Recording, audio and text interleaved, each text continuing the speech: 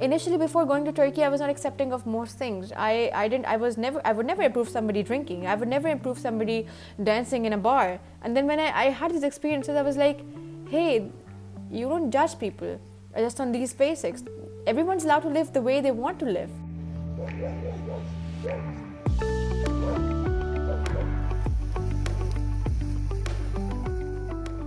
So before coming to Turkey, I am still actually a student at Lahore University of Management Sciences. I study management sciences. So I'm in my third year, and during that time I was in 2019, I was in my second year, that was my sophomore year. And we often had these exchange programs. There were options coming from our university office that if you want to go to South Korea, Turkey, etc, etc. I initially was more interested in going towards, the South Korean region because I was a fan of K-dramas, and you want to see that fantasy going on all around. But I didn't get my courses because the university was not that accommodating in terms of courses. But then Turkey was the only option, so I just went inside the room and gave an interview.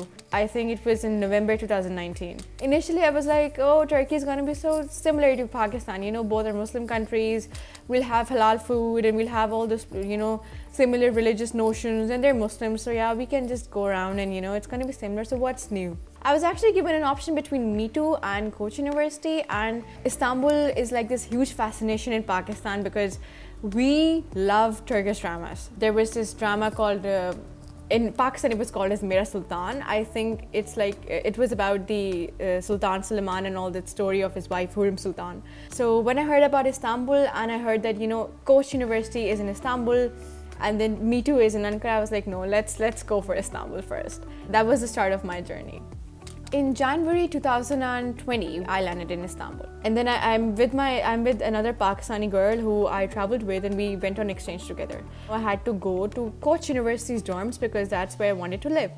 So we just waved on a taxi guy and we told him that, it was clear that we were foreigners, we'd look different, and then we told him that we want to go to Koç University. So he took us there, and then he charged us about 700 liras, for taking us from Istanbul airport to Koç University, Sarıyer. And then when I entered Koç University, and there was our mentor, and he told us that you guys have been scammed, and he took thrice the amount from you, and I was like, what?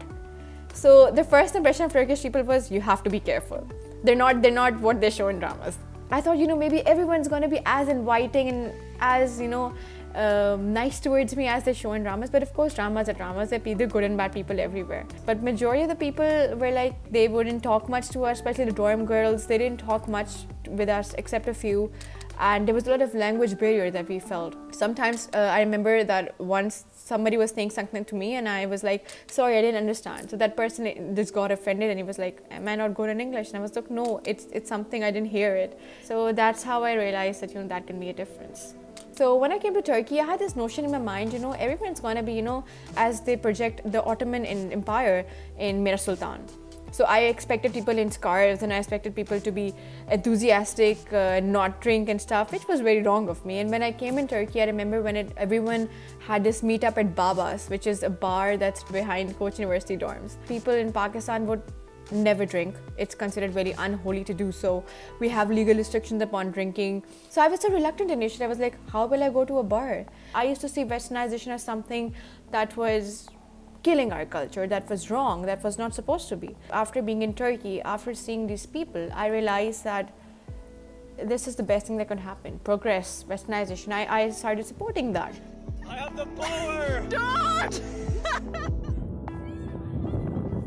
So when I first came to Turkey, and I remember we had this trip to Taksim, and Taksim is the best tourist spot you can go to Istanbul. It's one of the most famous ones. All of a sudden, I see that there's an old couple and he's just kissing the wife on the forehead.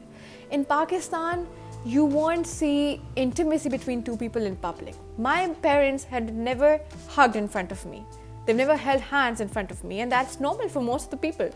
So when I first went there, I was like, they're couples, they're kissing, they're holding hands, and initially I was like, what are they doing? And then I realized that they were so expressive about love, and I thought that, maybe this is such a flaw in our society in Pakistan. We don't show love. I won't say in Pakistan, but in most of the countries where affection is considered, public affection is considered something wrong, we're not taught how to love.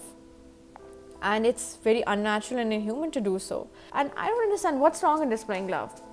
When I started finally gelling in and getting to know these people truly for like who they are and how they have genuinely good intentions, I went with my friends and I said, hey, let's travel a trip, and I'm going to visit Izmir and other places. And we had Cappadocia, and we had this small route.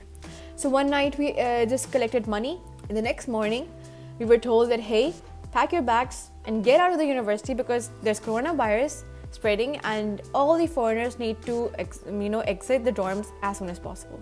I started crying. I was scared. Where would I go? I've never lived alone in my entire life.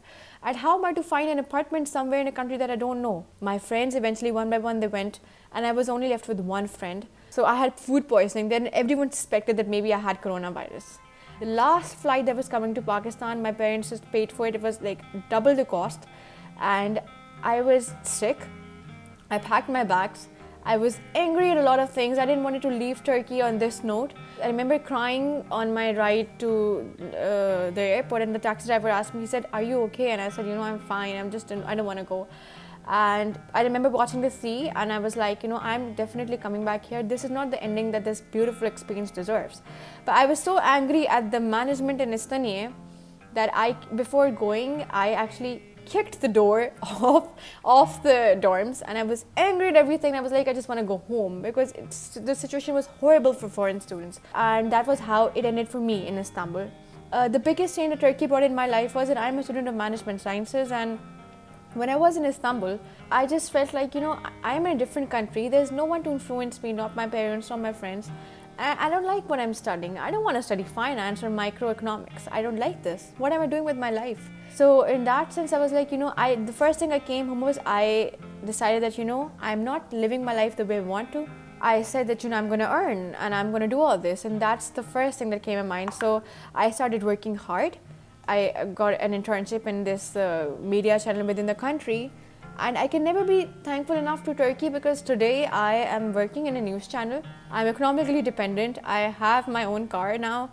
I do what I want to do. This is more than basic autonomy for Pakistani girls because we don't get to do that much, majority of us.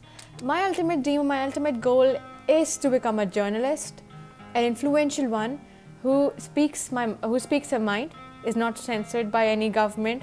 I'm really put off from the government of this country, and I want to settle somewhere out of Pakistan.